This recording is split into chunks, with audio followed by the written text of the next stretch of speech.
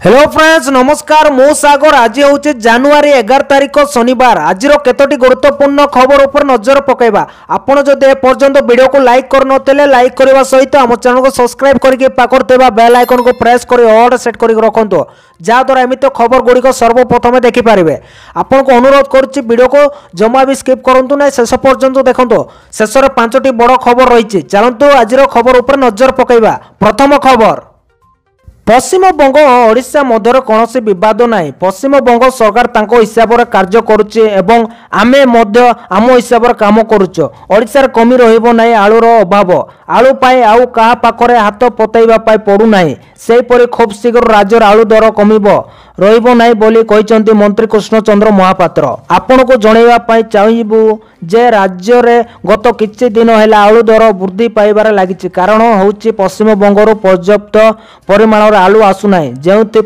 राज्यर आलू दर वृद्धि पाउछि बोली खबर मिली। परवर्ती खबर राज्य में आउ 2 दिन पर कमिबो शीत एही सब स्थान रे 11 डिग्री रहिबो राति तापमात्रा राज्य में जारी रही शीतर लहरी जी उदयगिरी पारद 6 डिग्री सेल्सियम तल को खसी एठारे राति तापमात्रा 5.2 डिग्री रेकर्ड होइछे 8 सरर पारद 10 डिग्री तले रही तथापि 2 दिन पर शीत कमिजिबो रातिर तापमात्रा 2 ରୁ 4 डिग्री बढ़िबो बोली पाणीपाग विभाग कहिछि।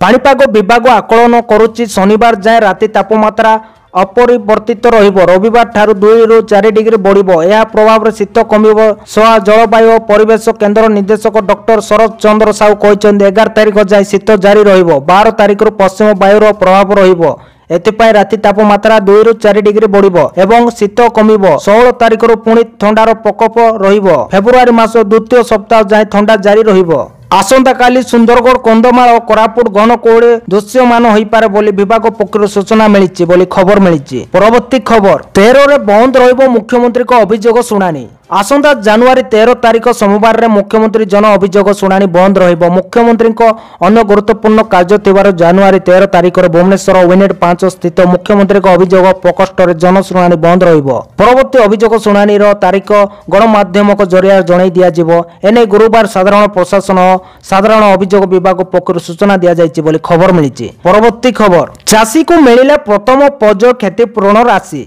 आदिनिया वर्षा जोगो अनेक चाषी फसल नष्ट हो जाइथिला जहा परे चाषी को क्षतिपूरण मिलिबो बोली सरकार घोषणा करथिले। वर्तमान पुरी जिल्ला रे लघुचाप वर्षा जोगो क्षति होइतिबा चाषी को मिलिला प्रथम पर्याय बीमा टंका जिल्ला रे 1,23,000 क्षतिपूरण रहिछि फसल बीमा जा मध्य 56,000 चाषी क्षतिपूरण टंका नहीं ऑनलाइन रे आवेदन करथिले। प्रथम पर्याय 16,095 चाषी को 25% हिसाब रे क्षतिपूरण मिली एने सूचना देइछन जिला मुख्य कृषि अधिकारी प्रदीप कुमार दास बोली खबर मिली। परवर्ती खबर सुभद्रा योजना हिताधिकारी नुआ व्यवस्था जानतु कौन सुभद्रा योजना रो अपोट आउट होइतिबा हिताधिकारी नुआ व्यवस्था करा जाउची जो हिताधिकारी माने बोर्ड अपोट आउट हो जाइतिले से माने एतिरे सुविधा पाई पारिबे बोली उपमुख्यमंत्री प्रभाती परिडा कहिसंदे। सुभद्रा योजना रो पोर्टल रे लॉगिन करे बात पड़ितिबा हिताधिकारी माने अपोट इन करि पारिबे या पर से माने हिताधिकारी तालिका रे पूर्ण जोड़ी होई पारिबे बोली खबर मिलिछि। परवर्ती खबर प्रधानमंत्री को नरेंद्र मोदी को कृतज्ञ जणाइले मुख्यमंत्री मोहन चरण माझी सेहीपरि प्रवासी भारतीय सम्मेलन में जोग देइतिबा प्रवासी को कृतज्ञता मध्य जणाइले मुख्यमंत्री से कहते ओडिशा ने विश्ववासी जानिबा पाइले सर्वदा ओडिशावासी प्रवासी को स्वागत करिवो आशा करुच्ची ओडिशार कला संस्कृति पर्यटन प्रचार करेंगे प्रवासी। मुख्यमंत्री सोशल मीडिया रे एक्स रे एक पोस्ट शेयर कर प्रधानमंत्री कृतज्ञता जणाइछन्ति से लिखिछन्ति प्रवासी भारतीय दिवस रे आपनक गरिमामय उपस्थित एही कार्यक्रम को आहुरी सफल एवं स्वतंत्र होई पारिछि आपनक उपस्थित समस्त प्रवासी भारतीयक मन रे नुआ आशा भरी देइछे एथिपई मु आपनको व्यक्तिगत भावे आपनको कृतज्ञता जणाउछि बोली खबर मिलिछि। परवर्ती खबर मंत्री को बड़ बयान कहले मंडी को भल धान आण 12 घंटा भितर मिलिबो टंका मंडी रे धान संग्रह ठीक ठाक चली किसी स्थान असुविधा सामना को आसी कौन धान आनिले 31 टंका देवे बोली चाषी को विभ्रांति करा जाउछि हेपे क्यों मानर धान आनिबा को पड़िबो बोली कहिसंती खाद्य जोगाण मंत्री कृष्णचंद्र पात्र। मंत्री आहुरी कहिसंती जे किछि नेता लोकों को जानि सुनि उस्काउचंती भल धान आनिले 24 घंटा नुहे 12 घंटा भितर टंका दिया जिवो किंतु चाषी माने हे पैक क्यों मानर धान आनिबा दरकार धान अति खराब होइतेले संग्रह करा जिवो नै एई खराब धान मार्केट रे चलिबो नै अन्य प्रकार आदिनिया वर्षार क्षति होइथिबा धान क्षेत्र सरकार क्षतिपूरण दौरान टंका दिया पर क्षतिग्रस्त चाउल को सरकार केमिति नेबे बोली प्रश्न करिसेंते जोगाण मंत्री। मंत्री आहुरी कहिसेंते जे एपर्यंत 23 लाख मेट्रिक धान किणा सरीचे। कम दामर धान किणी गच्छित रखिले चोड़ाऊ करा जिवो। केउटी कला बजार होउची सेठार तुरंत चोड़ाऊ हबो बोली सूचना दैचंती कृष्णचंद्र महापात्र। परवर्ती खबर आज नुहे काली ठारू खोलिबो प्रवासी भारतीय दिवस प्रदर्शनी। काली सकाळ 10 टारू प्रदर्शनी थिबा समस्त स्टॉल खोलिबो। साधारण लोकंक ठारू आरंभ करी छात्र छात्री प्रदर्शनी बुली पारिबे। प्रदर्शनी 12 तारिख संध्या पर्यंत खोला रहिबो। साधारण लोक एवं छात्र छात्री पाई पीबीडी प्रदर्शनी खोला रहिबो। 8 तारिख रु जनता मैदान आरंभ होइतबा प्रवासी भारतीय दिवस सम्मेलन प्रदर्शनी एबे साधारण लोकंक पाई खोला गला। एनआरआई को व्यतीत साधारण लोक मध्य एही प्रदर्शनी रो मजा उठेई पारिबे। 3 दिन धरी चलीथिबा लोक माने प्रदर्शनी रो विभिन्न स्टॉल बुलिबे। एही कार्यक्रम आज होउची शेष संध्या। 40 रु अधिक देश में रहुथिबा प्रवासी भारतीय एही कार्यक्रम रे शामिल होइचंते। राष्ट्रपति द्रौपदी मुर्मू कार्यक्रम उद्यापन करिवे। परवर्ती खबर ऑनलाइन गेमिंग कंपनी को बड़ आश्वस्ति। जीएसटी नोटिस उपरे रोक लगाइले सुप्रीम कोर्ट। गेमिंग कंपनी गुड़िक मिली बड़ आश्वस्ति। ऑनलाइन गेमिंग कंपनी गुड़िक उपरे जीएसटी विभाग द्वारा जारी करा जाइतिबा 1.12 लाख कोटी टंकार अधिक टंकार नोटिस उपर कौनसी कार्यानुष्ठान ग्रहण न करने सुप्रीम कोर्ट रोक लगाई। सुप्रीम कोर्ट को ठारू आश्वस्ति पर स्टॉक एक्सचेंज रे तालिकाभुक्त गेमिंग कंपनी गुड़िकर शेयर रे वृद्धि देखा मिलता। परवर्ती खबर प्रवासी भारतीय दिवस उद्यापनी रे राष्ट्रपति द्रौपदी मुर्मू देले अभिभाषण। प्रवासी भारतीय विश्व रे देशर नाम टेक रखिचंते। विभिन्न क्षेत्र में पारदर्शिता देखाई प्रतिष्ठा पाइचंते प्रवासी भारतीय। आपण केवल भारतवासी गर्वित नुहंते। नियुत लोक आपण को आदर्श मानुचंते। विकसित भारत निर्माण रे आपण मानक सहयोग जरूरी।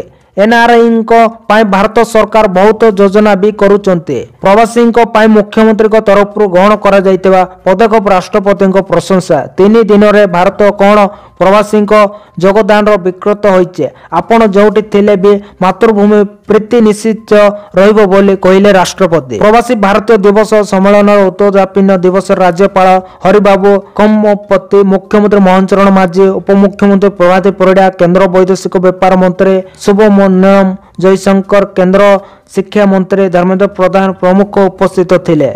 परवर्ती खबर गुजरात अहमदाबाद रे जणे 80 वर्षीय बुद्धक एचएमपीवी पॉजिटिव आसीचे। तांको एक प्राइवेट हॉस्पिटल भर्ती चिकित्सा करा जाउछ। अहमदाबाद रे या द्वितीय मामला बोली कहा जाउछ। अहमदाबाद म्युनिसिपल कॉर्पोरेशन एक विवृत्ति जारी करी जे बुद्ध रोगी को विदेश यात्रार कौनसी रेकर्ड नहीं। तांको अवस्था खराब हेबा परे रोगी को बुधवार जनवरी 8 दिन अहमदाबाद रो एक घरोई हॉस्पिटल भर्ती करा जाइतिला। जेउटारे एचएमपीवी परीक्षा पाई तांको नमूना निया जाइतिला। गुरुवार जनवरी 9 तारिख तांकर परीक्षा पॉजिटिव आसीतिला। से मध्य श्वास रोग पीड़ित तथापि रोगी को अवस्था एबे स्वाभाविक अछि। बुधंक नमूना पुणी थे परीक्षा पाई बीजी मेडिकल कॉलेज एवं गांधीनगर स्थित जीबीआरसी को पठा जाइछि बोली खबर मिली। परवर्ती खबर कांग्रेस नेता राहुल गांधी को बड़ आश्वस्ति मिली। पुणे रो एक अदालत शुक्रवार मानहानि मामला कांग्रेस नेता को जामिन प्रदान करिसेंते। मामलार परवर्ती शुणाणी फेब्रुआरी 18 तारिख को धार्य करा जाइछि। विनायक दामोदर सावरंक नाती राहुल गांधी को विरोध में मानहानि मामला रुजु होइथिले। एही शुणाणी राहुल गांधी वीडियो कॉन्फ्रेंसिंग जरिया जोग देइथिले कहा जाउछि। राहुल गांधी 2023 मार्च रे लंडन रे सावरकरंक विरोध में आपत्तिजनक बयान देइथिबा अभियोग होइछि। जहा पर सावरकरंक नाती पुणे रे कांग्रेस नेता विरोध में मानहानि मामला दायर करथिले। या पर एबे कोर्ट रे शुणाणी चलीछि। वकीलଙ୍କ तरफ राहुल गांधी वीडियो कॉन्फ्रेंसिंग जरिया जोग देवा पाए अनुमति मागिथिले, जहाको कोर्ट अनुमोदन करथिले। या पर राहुल वीडियो कॉन्फ्रेंसिंग जरिया शुणाणी रे जोग देइथिले एवं कोर्ट कांग्रेस नेता को जामिन प्रदान करथिले। तो धन्यवाद दर्शक बंधु माने ए थिला आजिरो केतोटी गुरुत्वपूर्ण खबर। वीडियोटी भलो लागिछि लाइक करबा सहित हम चैनल को सब्सक्राइब सब्सक्राइब करंतु पाखर थिबा बेल आइकन को प्रेस करी ऑल सेट करी रखंतु जा द्वारा एमिति गुरुत्वपूर्ण खबर देश विदेश रु आरंभ करी ओडिसा रो जते भी गुरुत्वपूर्ण खबर समाचार हेडलाइंस जते भी खबर आसिले सर्वप्रथम एई चैनल माध्यम रे आपण जानि परिबे सर्वप्रथम जानि परिबे सेति पे आपण को गोटे अनुरोध करूचे चैनल को सब्सक्राइब करके आम सहित जड़िए रुहतु जा द्वारा अनेक गुरुत्वपूर्ण खबर आसिले सर्वप्रथम एई चैनल माध्यम रे आपण पाई परिबे आ धन्यवाद दर्शक बंधु माने पुणी देखा आसंत काली जय जगन्नाथ भल रुहतु।